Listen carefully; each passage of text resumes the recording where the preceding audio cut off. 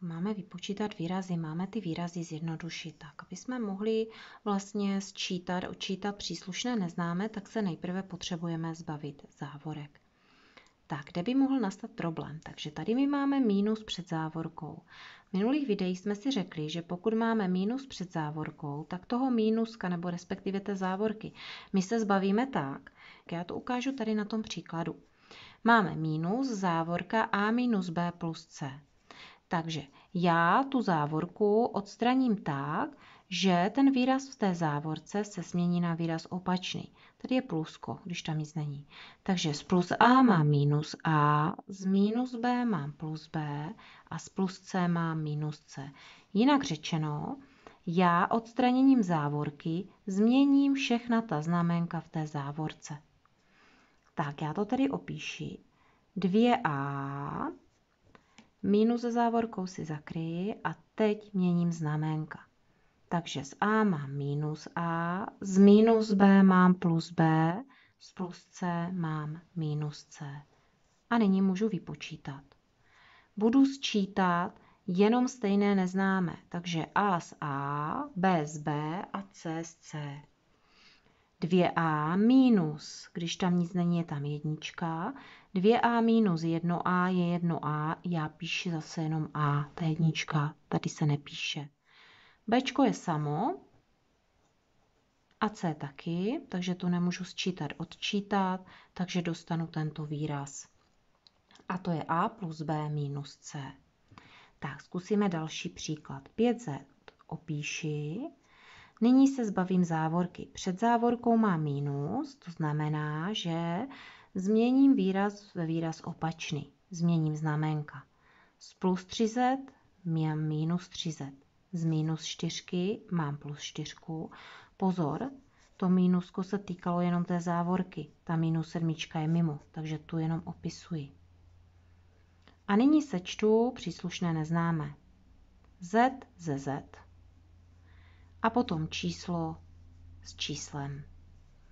5z minus 3z je 2. 5 minus 3 jsou 2, ale z, jakoby 5 třeba jablek minus 3 jablka jsou 2 jablka. A 4 minus 7 jsou minus 3.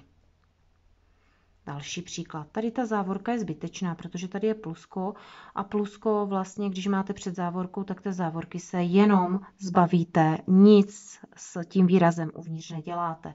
Takže jenom to opíši bez závorky, ale pozor, tady má minus, takže budu měnit znaménka. Minus 3a plus 2. Jo, takže u plus se nic neděje, toho se jenom zbavím. U minus si to zakryji a změním znaménka. Tím pádem s tímhle minuskem už nepracuji. Jo, to vlastně mi říká změň ty znaménka. Takže přímo mě tady to vyháže, jestli je tam plus nebo minus. A nyní sečtu příslušné neznámé. A minus 3a, takže to je 1 minus 3 je minus 2a. A minus 3 plus 2 je minus 1.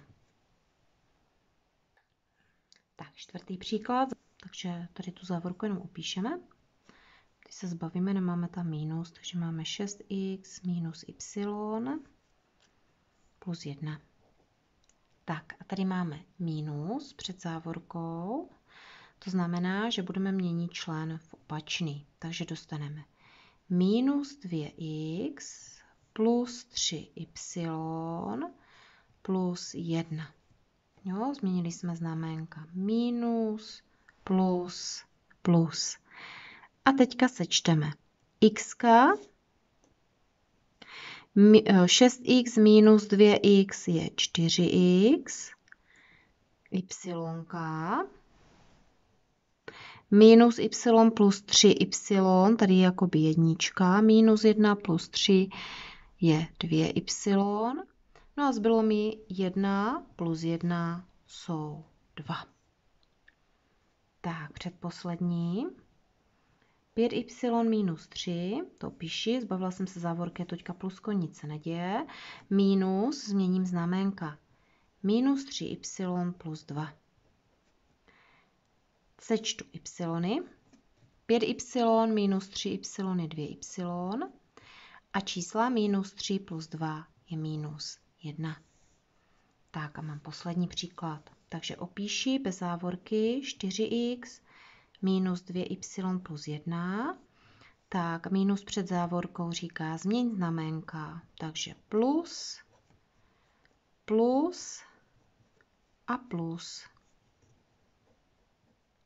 Tak a sečtu x cos x, takže 4 plus 3 je 7.